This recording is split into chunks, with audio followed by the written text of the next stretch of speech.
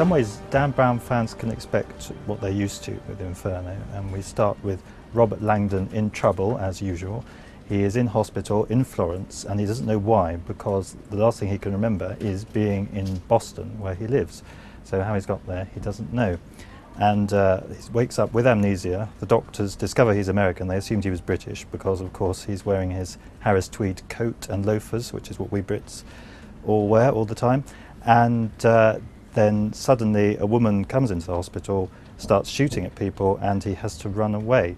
Then he finds a secret pocket in his jacket containing a mini projector, which he has to look at, and he projects an image. It's an illustration by Botticelli to Dante's Divine Comedy, and someone has messed about with it a bit, and there are various clues in it that help him find what he has to find in this book. The memories materialize slowly, like bubbles surfacing from the darkness of a bottomless well. A veiled woman.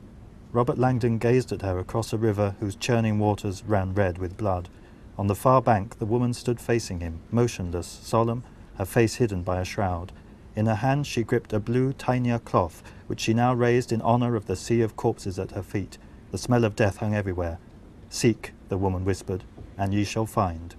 If you read even quite scholarly biographies of Dante, they often read like Dan Brown novels because there are so many secret codes hidden away within the text of the poem. But Dan Brown doesn't go into the text of the poem in too much detail, really, here. It's not like the Da Vinci Code or the Lost Symbol, where he's looking carefully at the text of the Bible or decoding the symbols in Leonardo's paintings. And actually what we find here is that there is an evil genius at work who is using the Divine Comedy to pinpoint clues to what he's up to. And it turns out that this is something rather different from what we're used to in Dan Brown. So we're not really looking at an ancient hidden conspiracy here that Langdon has to identify. In some ways, Inferno is something of an improvement on Dan Brown's previous tomes. The quality of the prose is a bit better. If you look at how Sophie Nouveau is introduced in the Da Vinci Code, for example, Brown seems to be trying to break some kind of Guinness World Record for how many mixed metaphors he can stuff into a sentence.